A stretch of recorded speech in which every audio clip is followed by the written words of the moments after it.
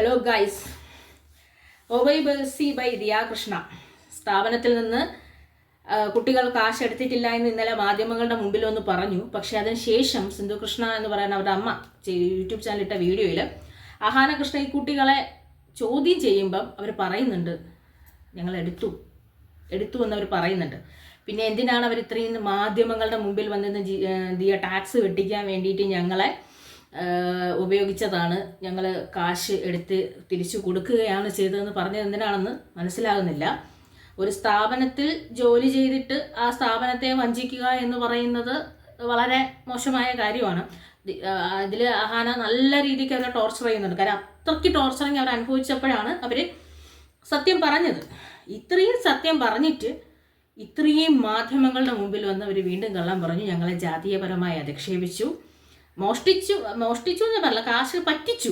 മോഷണമല്ല, മോഷണം ഓരോരുത്തിരിക്കുന്ന സാധനം എടുത്തുകൊണ്ട് പോകലല്ല, ഇതിപ്പോൾ പറ്റിച്ച് മുതലാളി അറിയാതെ തൊഴിലാളി പറ്റിച്ചുകൊണ്ട് പോയി, ജാതീയപരമായി അധിക്ഷേപിച്ചു, അവരെ കൊല്ലുമെന്ന് ഭീഷണിപ്പെടുത്തി, ഇങ്ങനെയൊക്കെയാണ് പറഞ്ഞത്. ഈ ജാതിപരമായി അധിക്ഷേപിച്ചു എന്ന് പറഞ്ഞാൽ അവിടെ ഒരു ലൂപ്പ് ഹോൾ ഉണ്ടെന്ന് ഇപ്പം എല്ലാവരും പഠിച്ചു വെച്ചേക്കുന്നു. നിന്നെ കറുപ്പെന്ന് പറഞ്ഞാൽ, നീ അല്ലെങ്കിൽ എന്താ പറയുക ബോഡി ഷേമിങ് ചെയ്താൽ, അല്ലെങ്കിൽ ജാതിയിൽ താഴ്ന്നു എന്ന് പറഞ്ഞാൽ പിന്നെ അവിടെ ഒരു ചോദ്യമില്ല എന്ന രീതിയിൽ ഇവിടെ കുറച്ച് സംഭവങ്ങൾ നടന്നതുകൊണ്ടാണ് ഇവർ ഈ പോയിന്റ് എടുത്ത് വെച്ച് പിടിക്കുന്നത്. ജാതിയിൽ താഴ്ന്നതാണെന്ന് പറഞ്ഞു കഴിഞ്ഞാൽ അതൊരു വലിയ തെറ്റാണല്ലോ. ഞാൻ പറയും അത് വിവരക്കേടെന്ന്, എന്തായാലും തെറ്റാണെന്ന് വച്ചിരിക്കുന്നത് കൊണ്ട് അങ്ങനെ പറയാമെന്നവർ കരുതിക്കണം. എന്തായാലും ഇത്രയും മാധ്യമങ്ങളുടെ മുമ്പിൽ ഈ കള്ളവും പറഞ്ഞിട്ട് ഇനി അങ്ങോട്ട് മുന്നോട്ട് ഇനി അവരെന്ത് പറഞ്ഞാണ് അവരുടെ ഭാഗം തെളിയിക്കാൻ പോകുന്നതെന്ന് ചോദിച്ചു കഴിഞ്ഞാൽ അറിയില്ല.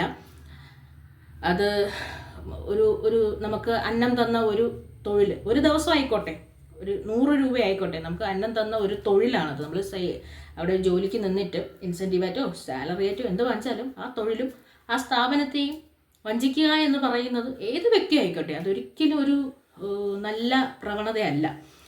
ഏത് സാഹചര്യത്തിലായാലും അവർ ചെയ്തു. പക്ഷേ കുട്ടികളെ, നിങ്ങളെ ഇനി ആരെങ്കിലും വിശ്വസിക്കുമോ?